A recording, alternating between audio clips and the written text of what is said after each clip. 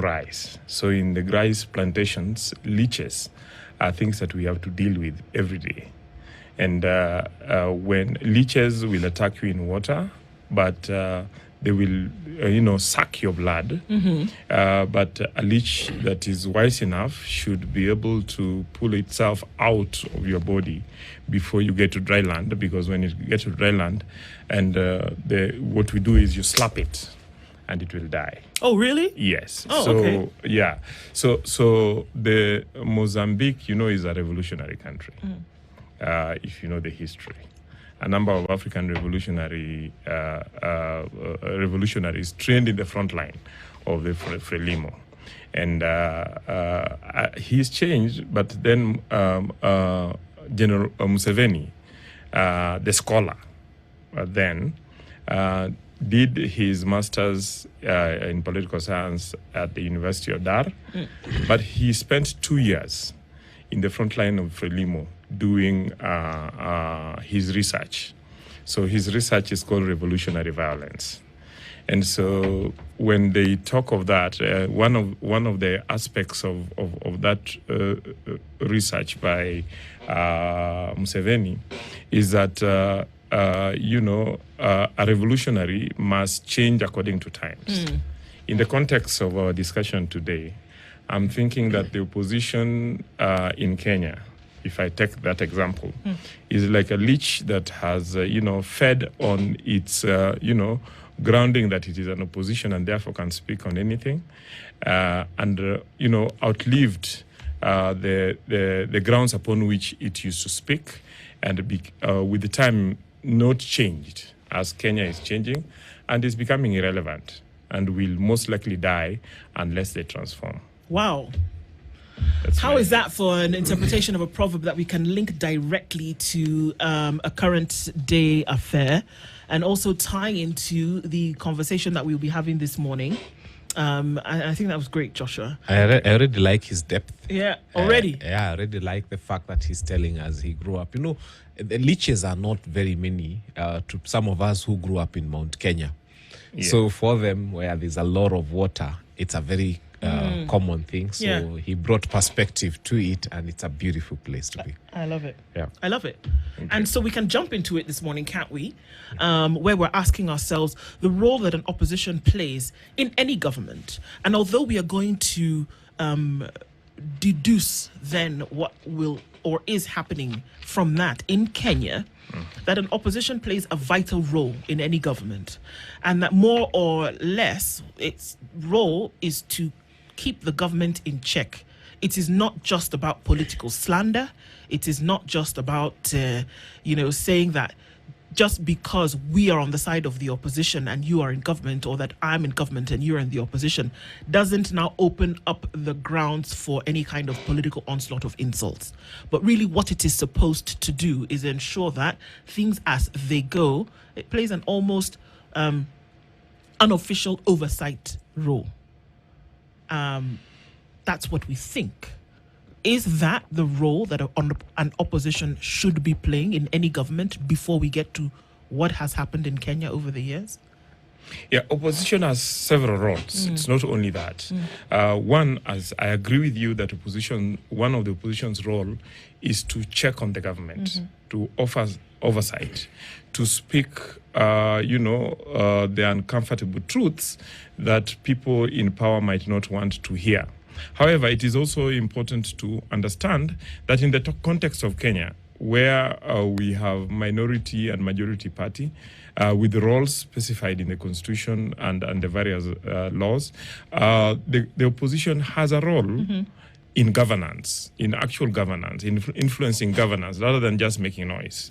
They have a role to, use their numbers, however few or many they are, in the committees, to influence, to bring in, to draft bills, to be able to, invite government ministers and ask questions, to be able to then debate and influence agenda. To be able to bring in new issues, to be able to be a representative of an alternative thought process. Right. So that even if the government is a majoritarian government, we should be able to have a discussion on the alternative thought process by the opposition. What we have in the country, if you allow me to go to that, is, however, an opposition that is just opposing, just making noise, never bringing in new thoughts, never creating an agenda. And not representing that alternative thought that is not represented in government. And because of that, we then end up in a situation in which we do not have clashing thought process. And when you don't have clashing thought process, then you are not able to synthesize the various thoughts within the nation and come up with superior thoughts and views and policies. Yeah, I think it is Michael Wamalwa who once said that when there is a good idea, must give space to a better idea, and a better idea should be able to give seed ground to a grand idea. When he was talking about the Grand Coalition, was it the National Grand Coalition? Yes. Movement in 2002. So we are lacking that in Kenya, and for me, it's a failure by the opposition. When you And talk I hope about they can live with it. when you talk about creating agenda, I think that is interesting because usually one of the other descriptions that you gave is just making noise, and that what we have seen is that the noise making, albeit useful, I think at some point, does not then give birth to this creation of an agenda. But if there is the creation of an agenda, Joshua, who would implement this agenda? You don't expect that an opposition would create an agenda and that the government of the day would take that on, or do you? We have a very interesting constitutional framework, very unique in itself. And this is a constitutional framework that not only allows the winning party to implement its agenda, but ensures that the agenda must go through public participation. So a well-grounded opposition should take time to research and then take time to try and influence thought process within parliament, but also try to influence thought process and share their views outside to the public so that they mobilize public support towards what they're doing. And in my view, it really does not matter what the government wants. If the public participation is carried out properly and it is inclusive, it is valid in terms of quality and quantity, and it makes sense, then the opposition can still use that to be able to push the government to adopt what they want. The other thing is that opposition should not necessarily just make noise. Opposition should also sometimes try to influence government. And they have this opportunity where in the committees, they can actually engage not as opposition and government, but as parliamentarians. And as parliamentarians, at that point, they have an opportunity to present motions and they have opportunity to present views that they should be able to engage in and then influence their brothers and sisters the other side. Yeah. So let's do, sometimes it's, you see the reality of something when you can be given examples and then you can say, okay, this has actually worked. This thing that we prescribe and say you must have a vibrant opposition, which is keeping government in check, which is creating an agenda beyond just the making of noise that is good. How have we seen the opposition operate in Kenya? Say, let's go from 2002. Where Kijana Wamalwa was saying the things that you're talking about here before the formation of a coalition. And what do we see that has resulted, that has come about as the result of a vibrant opposition that has moved or changed anything? And maybe you could tie that with the question of, we know one Opiyo Wandayi was supposed to have been the leader of minority in parliament. Technically, he was supposed to have been the leader of opposition in parliament. He's now a minister in this government. Then can we say we have an opposition in this country? Can we say we have an opposition? Because you see, Opiyo Wandayi was supposed to have led the opposition in oversighting government. Like ministers or public or the CSS should have come to him and the committees that they form to answer questions. But now he's sitting as a cabinet secretary. Is it plausible to say that we still have an opposition in this country? Yeah, let me start with your question and then I come to yours. And my view is that we have had, very vibrant opposition. Even in the height of the one-party dictatorship. You remember we had the 7 bearded sisters, who were just very few individuals, but they kept the government to check. And how did they do it? They did it through research. They did it through, engaging on issues.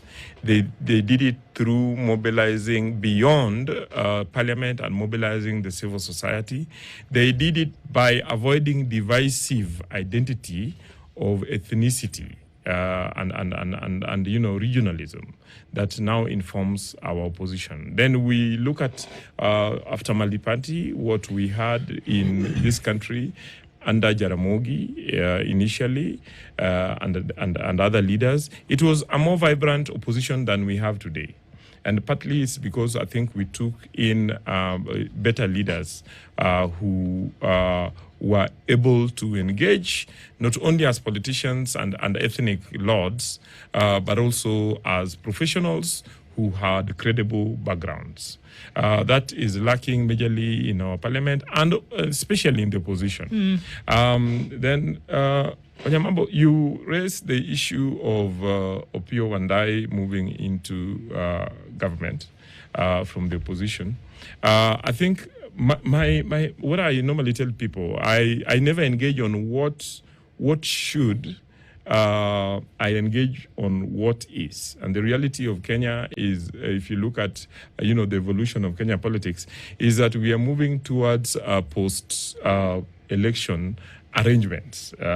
Some people call it coalitions, some people call it broad-based, some people call it handshake, but in which the government that is in power, because rarely would we have a government that has significant, majority in parliament. But the government in power would always want to have a comfortable majority to allow it to then pass its bills and its programs and to be able to, finance its programs through finance bills and others. And so the government will always look for ways and means of working with either the whole or part of the opposition. And this is not unique to Kenya only. I mean, the South African ANC, when they realized that they were going to have a hung parliament, made the deals with their traditional opponents, the DA, who, no one ever imagined that the DA would work with South Africa. Germany is an example where governments always reach out to the opposition to form, a post-election arrangement. It happens also to Israel. And so the opposition should, those who remain and decide to remain in the opposition, should, accept the fact that these arrangements will always arise. And when they arise, it is important that Opiyo Wandayi should not be an individual. There should be other people who can step, forward, take up that position. And I believe that it is not necessary in terms of numbers, in terms of what are the issues they bring. How can they mobilize the country around those issues? How, eloquently and deeply do they debate those issues when they're given an opportunity on the floor of the House, rather than talking about their ethnicity and other narrow backgrounds? But I'm sorry. That's my view. And I think our position is to tell things and discuss things that we see, right? Yes. It is not wanting to be on the right side of whatever, but it is reporting and talking about what we see. Yeah. But what do we see? That when we saw that there was a marriage of government and opposition, we cannot run away from that reality. It is beyond perception or optics. It is the reality.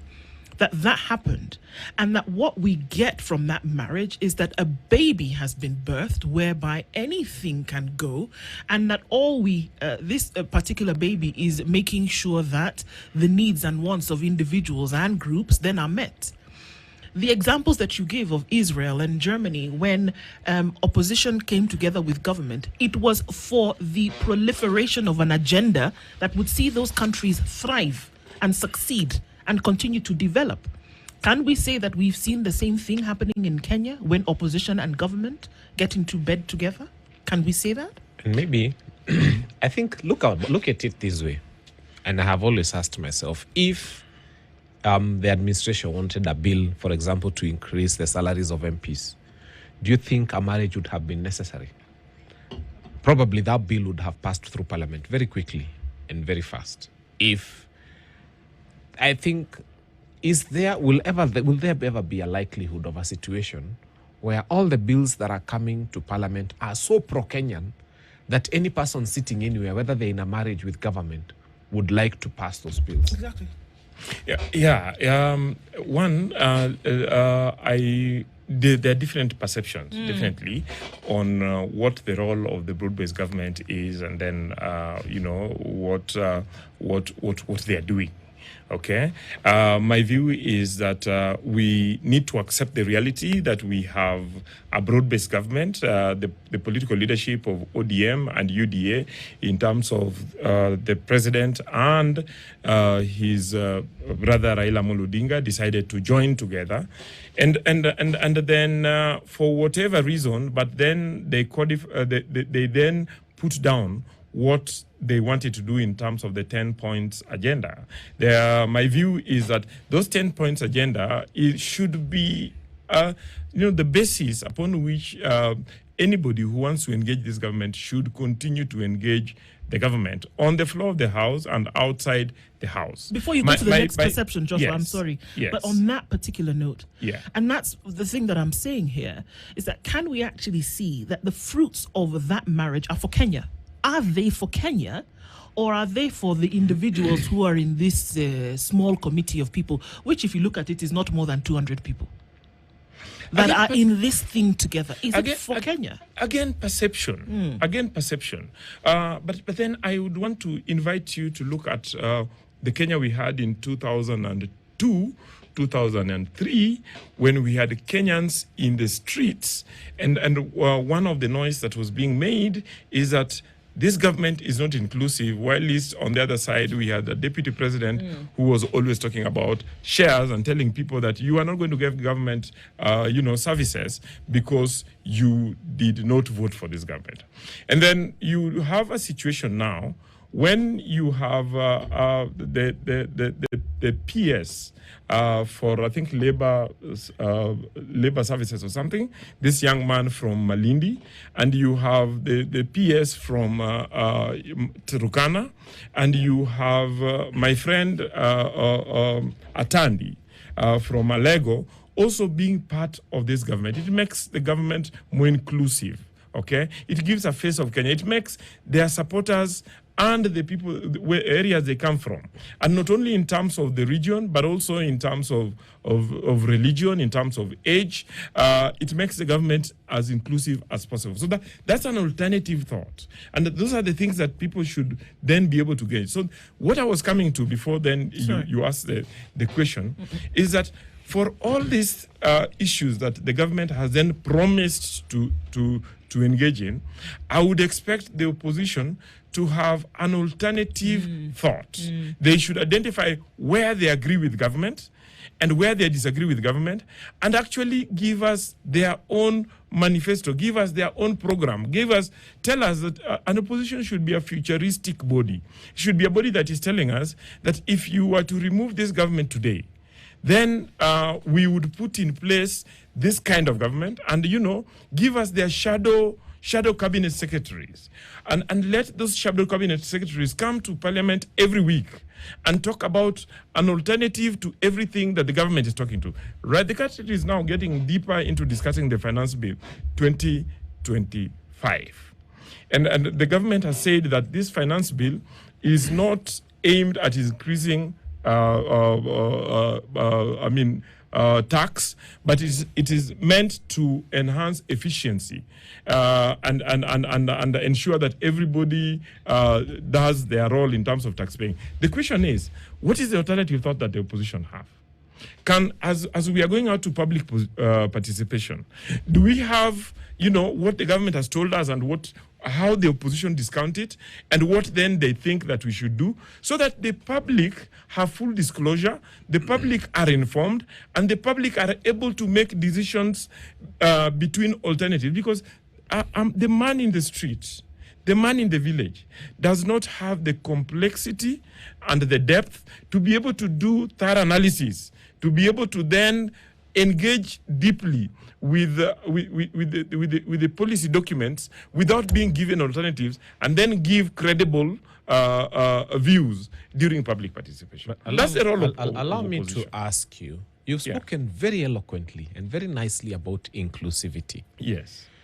Has this government ever thought of inclusivity from any other perspective other than regions? Because one of the things that it appears to some of us is that inclusivity has not been thought about in terms of common sense.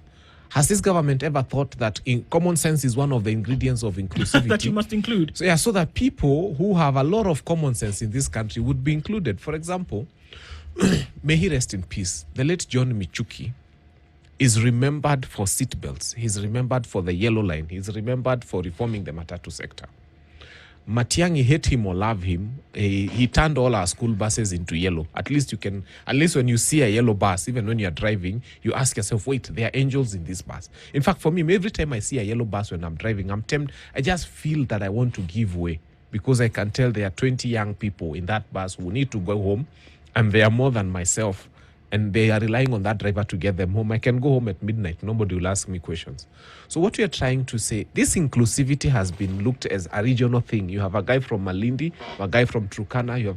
But I haven't seen inclusivity in terms of the government making a deliberate effort to look for common sense and to bring people who would literally bring change. Because what country is looking for is not for us to keep giving you alternative views.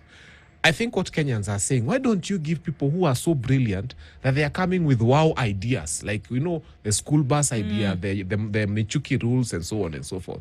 Why hasn't government thought it necessary to look at common sense or brilliance as part of inclusivity and just bring us ministers who will wow this country, PSs who will wow and actually this country? get it done? Yeah. I like the way you are dealing with it. But then the question I will ask you, do we need common sense or do we need rare sense? I'm asking this question because common sense in its basic definition is what is common, what any other person could do. The reason I use that word was deliberate as you that. answer. The reason I use that was deliberate as you answer is, for example, in the month of May, and it has not occurred to some people in the Ministry of Education that there are children who are waiting for exams in November, and therefore they have not allocated budget for exams. I mean, since independence is the first time we are seeing that. Now, that is why I'm using the word common sense, that it is not so common to some human beings that children who are sitting exams in November would have needed to have the exams prepared for in May. They are saying they don't have a budget for invigilation. We are not even sure whether the children are going to sit for the exam. That's why I use the word common sense deliberately. Yeah, let me then, I'll get to that. My point is, when you look, I am a student of human rights. In fact, this morning I'm reading for an exam that I'm doing later in the day, and what I was reading on was on disability rights law. And you will agree with me that on disability rights law, the issue that we talk about is inclusivity. How inclusive is our systems and so on and so forth.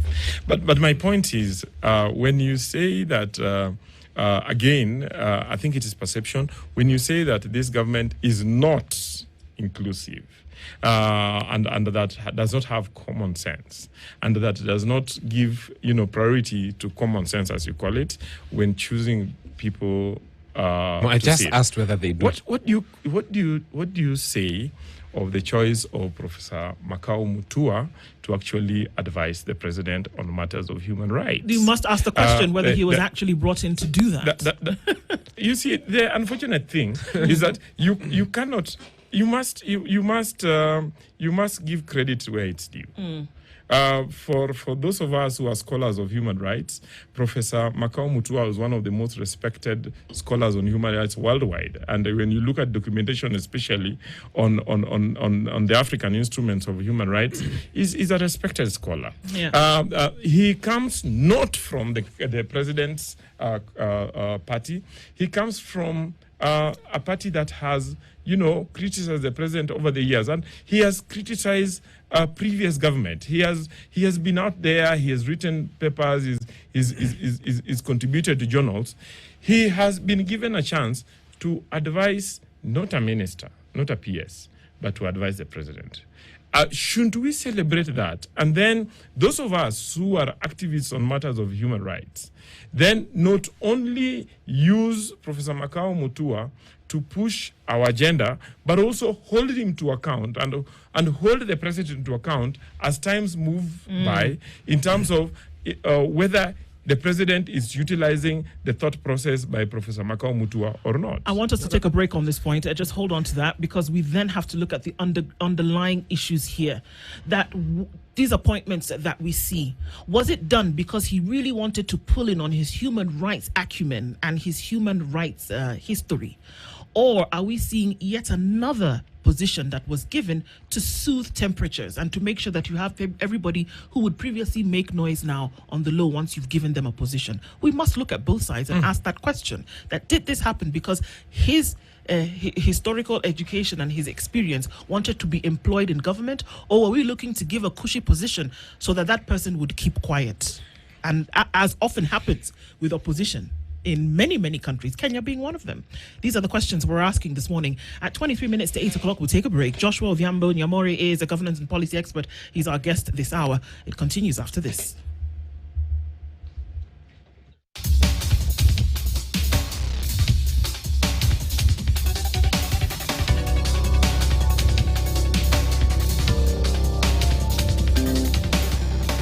In the face of life's uncertainties, Equity makes sure you're always insured. Visit any Equity branch near you to get your insurance cover today. Equity, Karibu member.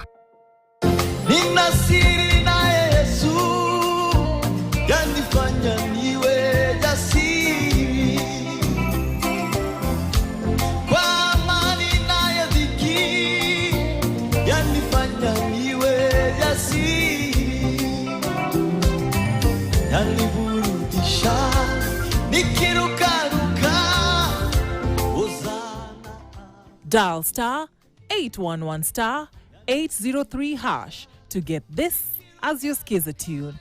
KTN ndio home.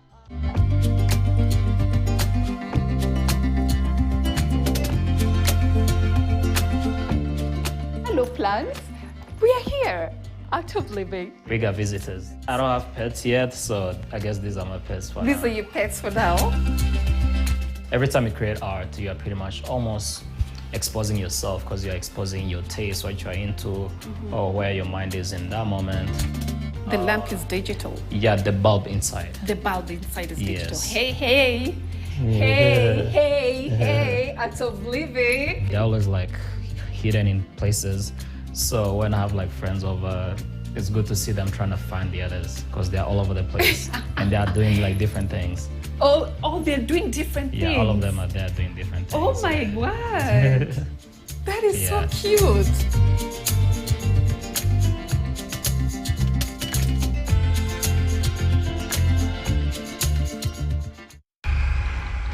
Where did you get this? Lando found it, together with a corpse thrown off the cliff.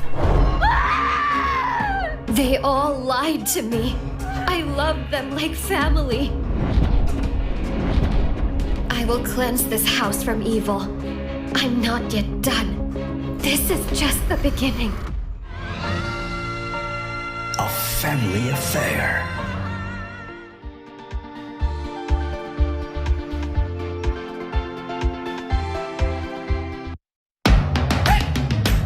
Just based on what he had just said about Professor Makau Mutua, And the questions that very many Kenyans are asking me, and they're even chatting me here, they're saying, please explain to us why we have a president who needs a professor to tell him, because on human rights, that abductions are wrong.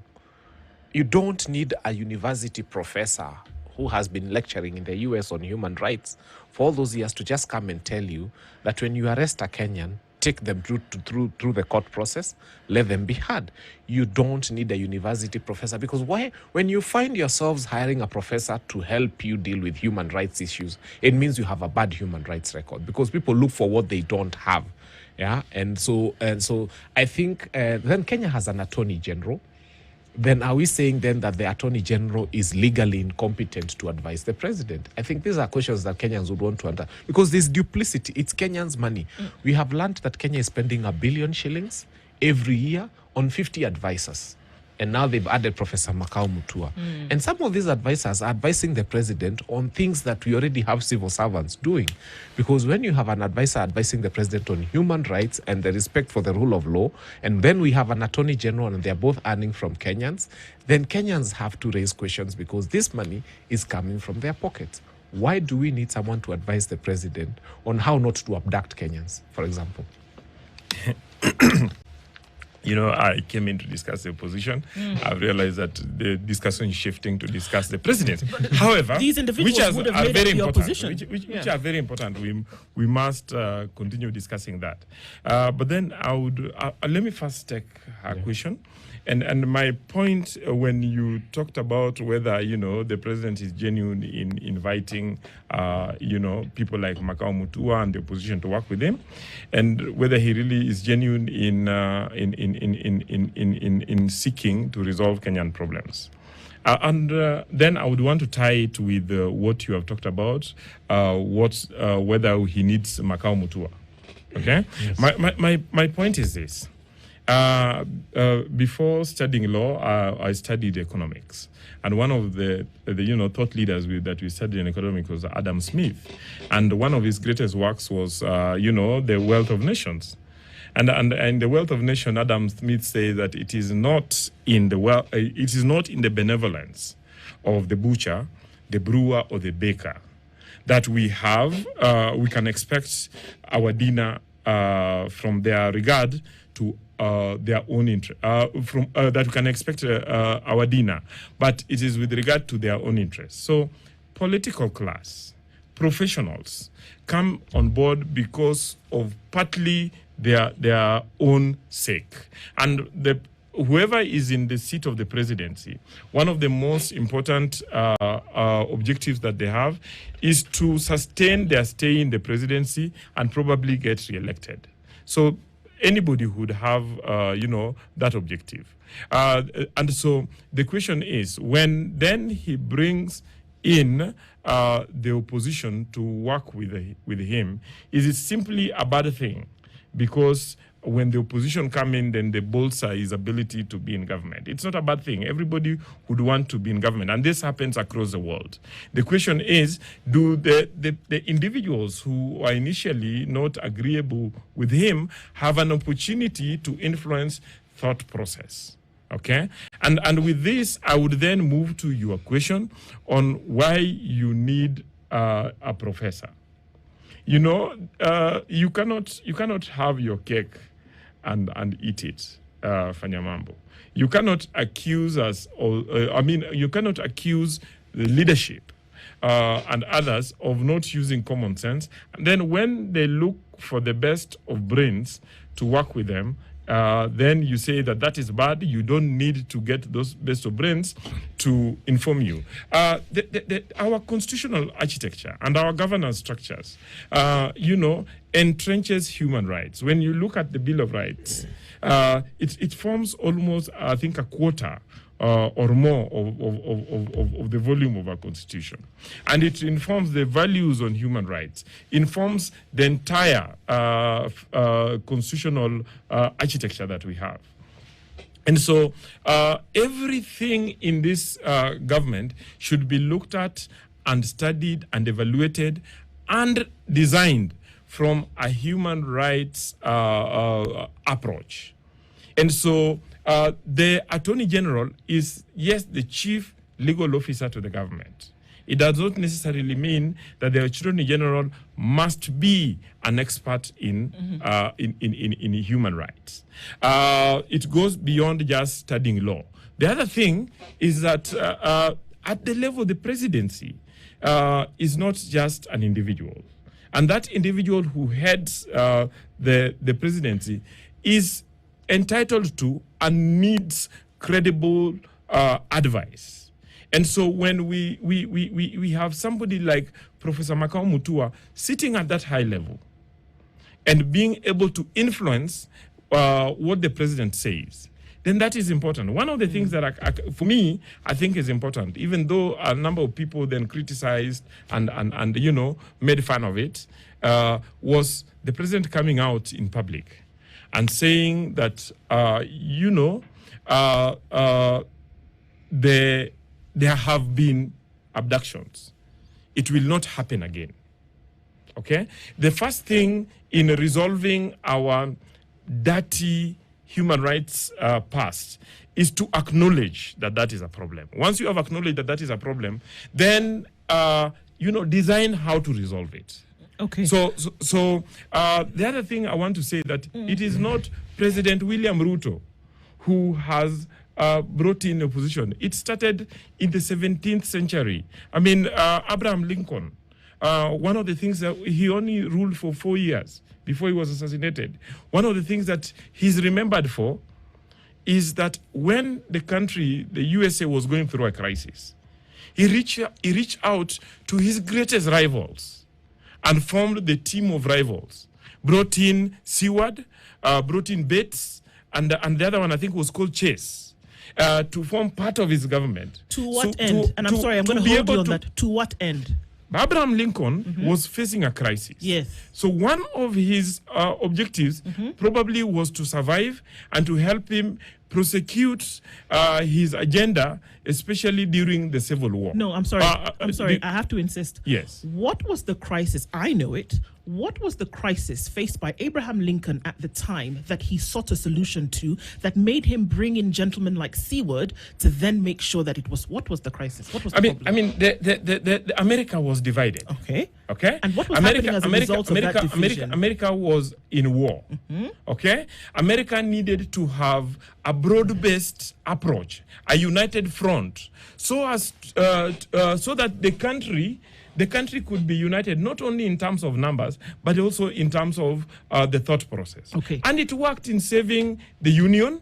It served in ensuring that Abraham Lincoln, when you read about the history of that period, one of the things that Abraham Lincoln considered in is that some of the greatest ideas that then informed his policy during that period were things that he received, not necessarily from the people who were said to be his people, but the people that he received, the thought process and advice that he received from his rivals. Exactly. Yes. Now, if you want to take that and you want to apply it to the Kenyan situation, we are dealing with apples and oranges, two totally different things. And this is what I'm saying today.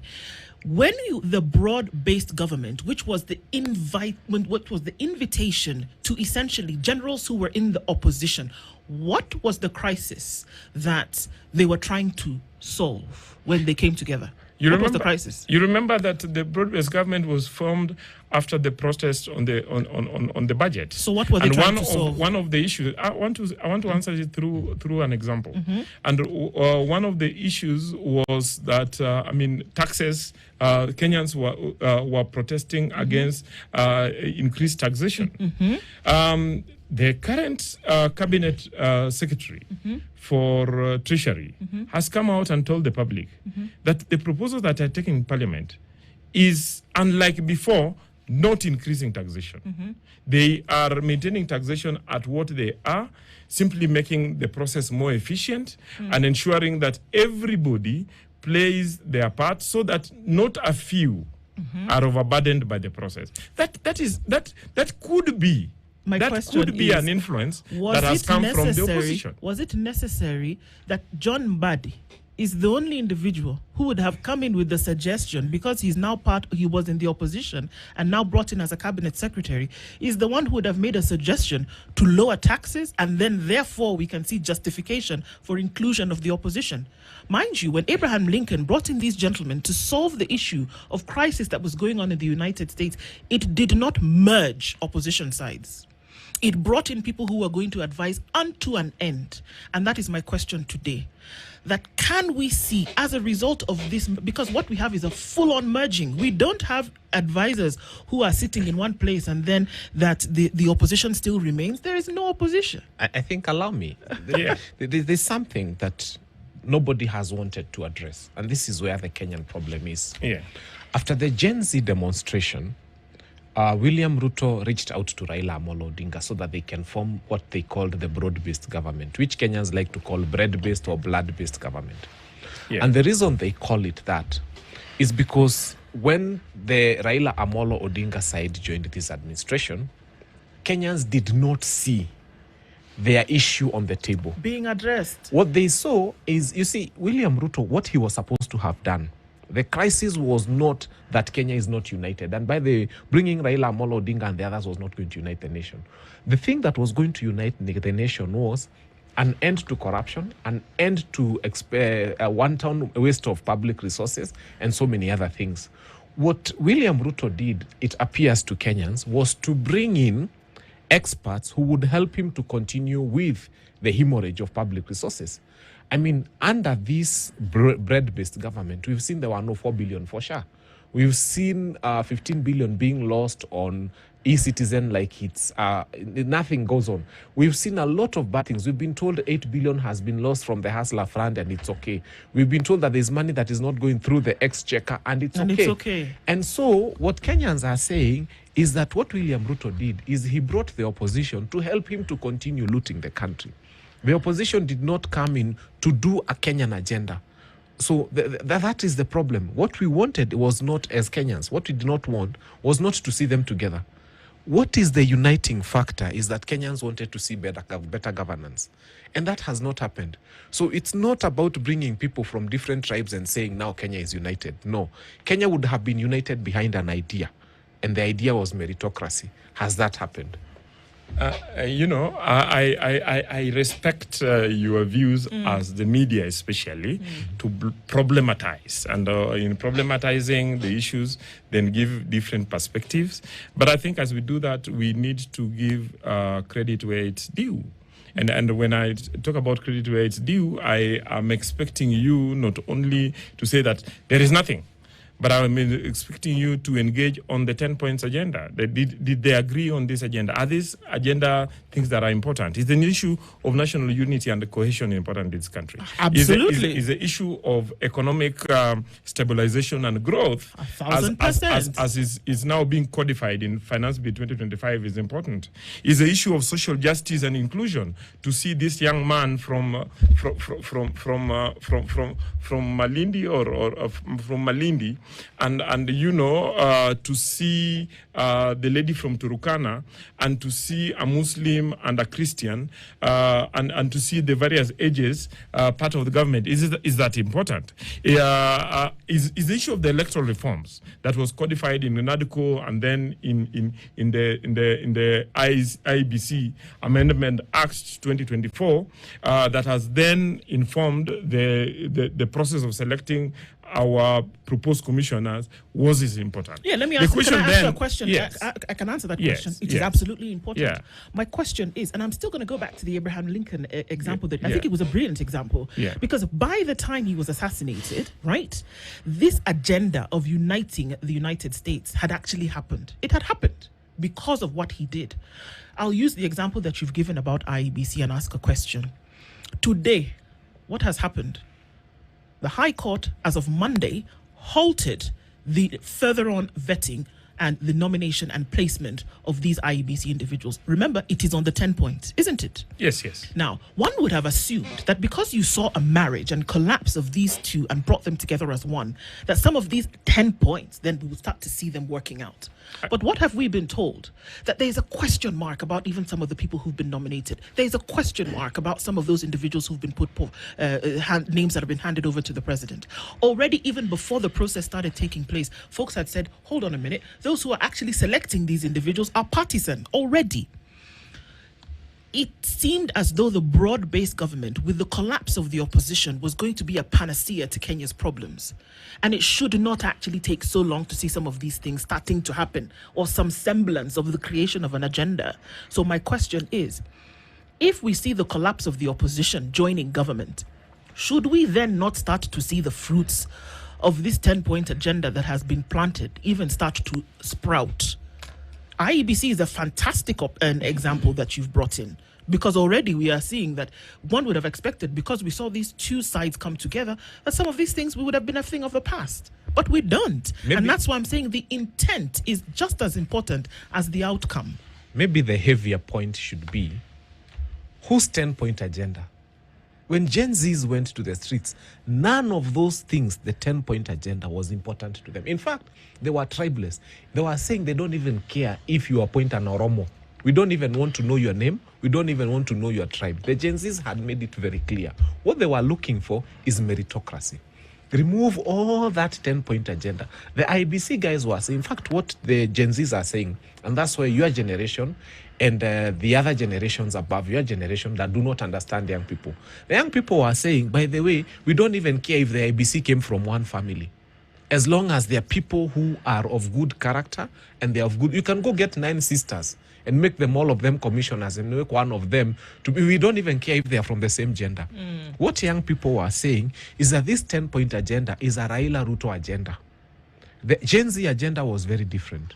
And they were looking for a Kenya where nobody will be so that you have been appointed for a particular position because you are from the Taita Taveta, or you're from each county, or from each county. The Gen Zs were not interested in that. And that's why people have distanced themselves from the bread-based government, because they're saying everything that this administration is doing is not what took the Gen Zs to the streets. So we need to be told that they go and tear that paper called the 10-point agenda and ask, what was the agenda of those people who went to the streets? That agenda is a Ruto agenda, it's a Raila agenda. What was the agenda of the young people who went to the streets and the people who brought this government to come together? Because they came together because of young people who went to the streets, whose agenda is not part of the 10-point agenda. In fact, when they were on the streets, nobody asked the other one, are you from Taveta? Are we doing inclusivity in our demonstrations? In the mortuary, they were not asking, is this a Kikuyu body? I remember when we were going to bury Rex Masai, people only got to know his Kamba at the time of his death. They're saying he's being buried somewhere within Machakos County. But your generation is keen on appointments. They're asking, this one is from which tribe, this is from which generation. That 10-point agenda, the Gen Z will tell you, is not important to them. Your thoughts? Okay, my thoughts. Interesting. Again, I would want to invite you to look at the process that has gone to court as a positive process. We must have a country. There are countries where you can't go to court for some of these things. But in Kenya, we have agreed, I think by practice, we seem to have agreed that policy and legislative processes start with, a bipartisan process. And then apart from the bipartisan process, that apart from going to parliament, it must go to the people, public participation. And then apart from public participation, it will then have to go to court. And the court is an accountability process that is important that processes go through. And whatever goes to court, it is not necessarily that it is bad. It is because one part of the country or the nation or certain groups may have disagreed with the process. And the law and the constitution allows them to do that. So I'm only praying that the court makes a quick decision on that. And you see, through court processes, we have then clarified certain processes that legislators enacted law on but were not clear. Right. However, in terms of whether the IEBC process was proper, it is important for anybody to appreciate that we had an ADCO process that was co-chaired by, Honorable Chungwa and Honorable Kalonzo Musyoka. And in that NADCO process, they actually agreed on a process. And then the question is, does the process they agreed on reflect what has been followed? I have looked at the Amendment Act of 2024, and I have looked at the process that was undertaken. To a great extent, that process was followed. I would want to see what is being raised in court, and then see. I listened to Kalonzo Musyoka on what he was saying about the process. What he was saying about the process does not exist in NADCO, does not exist in the Act. Our time has come to an end, but seconds. we don't even have those 2 seconds, Vanya, unfortunately, and that's why this discourse is important for us to have. There are very many things that we need to continue bringing to the fore. Joshua Odhiambo Nyamori has been our guest this hour. Thank you for being here. Necessary for us to keep talking when we can. Thank you so much. Good morning.